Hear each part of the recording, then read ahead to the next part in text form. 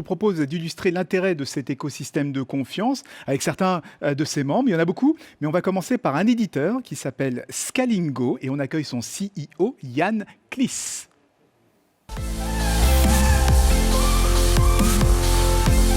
Bonjour Yann. Check. Good. Je vous invite à rejoindre le petit coin.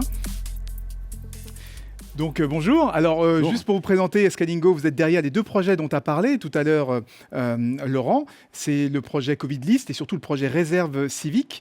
C'est des initiatives publiques et racontez-nous justement parce que c'était très important. Ça a été beaucoup utilisé au moment du Covid, enfin au moment du premier confinement et notamment Emmanuel Macron a expliqué que cette histoire de retrouver des comment ils appellent des bénévoles, je vais y arriver, oui. Retrouver des bénévoles qui la plupart, malheureusement, ont plus de 65 ans, étaient touchés par le Covid. Racontez-nous. Oui, tout à fait. On a choisi de vous parler de deux initiatives qu'on a fait dans le cadre de Hack for Life avec Outscale. La première, c'est la réserve civique et la plateforme jeveuxaider.gouv.fr. Donc là, on est au tout début de la pandémie. Vous vous souvenez peut-être pas, mais tout le monde était désorganisé. On commençait à sentir quand même que ça allait durer, que ça pouvait potentiellement durer un certain temps.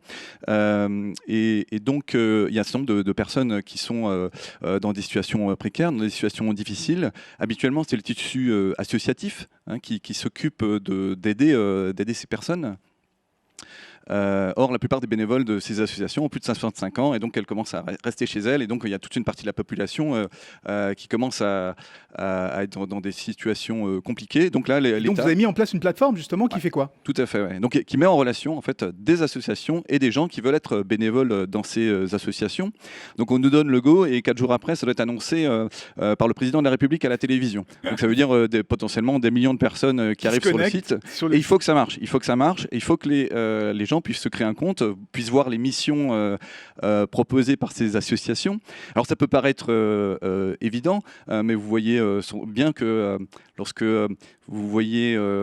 l'effet capital, on a dit souvent l'effet capital, dès qu'on parle de start-up à la télévision, son site tombe le lendemain. Quoi. Le site tombe direct dans l'embarras. Qui ne veut pas être dans l'embarras parce qu'il faut que ça marche. On ne peut pas non plus être dépendant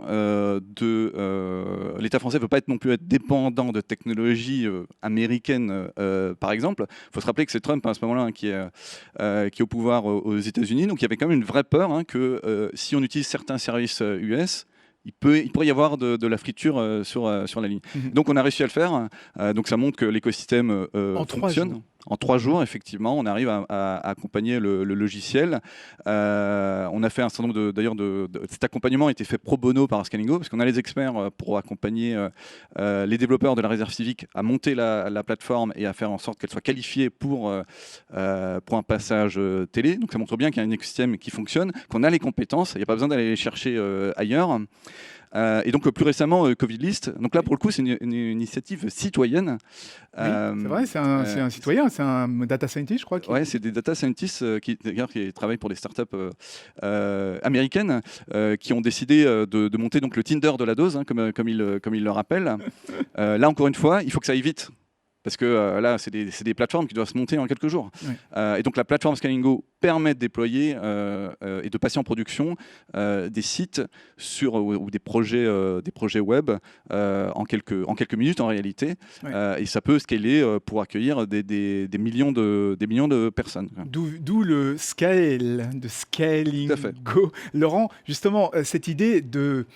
Bien sûr, l'application est faite pour scaler, mais pour passer à l'échelle, on va essayer de parler français, ouais. mais ce qui est intéressant aussi, c'est la maîtrise des données. Et on parlait de données, de cloud de confiance, etc. On est en plein dedans, là. Oui, tout à fait. Alors, on est sur une maîtrise totale des données. On est sur des plateformes qui sont déployées notamment sur le cloud qualifié Secnim Cloud. Oui. Donc avec les plus hautes garanties de sécurité, aussi hébergement de données de santé, parce que c'est aussi une plateforme qui est qualifiée. Covid List, c'est des données de santé. Voilà. C'est pas encore des données de santé. C'est pas encore des données de santé, mais quelque part, loin. Un petit peu. Mais on n'est pas loin. On n'est pas loin. Ouais, et puis les données personnelles, pour le coup, des différents bénévoles. Oui, tout à fait. Et donc du coup, on a prouvé que avec Scalingo et Outscale, on a prouvé qu'on sait faire ça. On sait faire ça avec un certain standard de qualité. Et chez Scalingo, on travaille à notre propre certification ISO 27001 IAGS. On suit l'exemple de Hotscale et on va aller tout de suite après ces deux certifs, on va aller sur Secnum Cloud. Ça veut dire que là, on a prouvé qu'on savait le faire pour des données de citoyens, avec des équipes de développeurs. Demain, vous allez, on saura faire pour des données plus sensibles, comme je ne sais pas, du vote électronique ou d'autres choses beaucoup plus pointues encore que l'État français pourrait nous confier. Donc on est là et c'est opérationnel, on a les experts, ça marche déjà. Il y a eu des fuites de données? Il y a eu du hack? Non, il n'y a pas de hack, pas de fuite de données. Ce que Laurent rappelait tout à l'heure, de côté de nos Américains amis de Google, etc., on a quand même vu, vous avez parlé de la porosité qu'il y avait étrangement avec... entre l'application Covid qui est intégrée au système et évidemment d'autres personnes pouvaient le servir dedans. Nous, on a vu beaucoup d'attaques DDoS, donc des attaques par déni de service. Oui. Saturation du serveur, évidemment. Saturation de serveur, donc il ne fonctionne plus. Et pour un passage télé, ou enfin pour un message, en tout cas une application dont le gouvernement va faire l'annonce, c'est tout aussi terrible qu'une fuite de données, que le site ne soit pas disponible. Oui, quand on parle de sécurité, on pense souvent aux hackers, mais il y a aussi le serveur est bombardé, le serveur tombe, et c'est aussi un problème de sécurité. C'est bien d'avoir des éléments en place pour le faire. Merci énormément pour ces informations à Yann Kliss, CEO de Scalingo. Je vous raccompagne.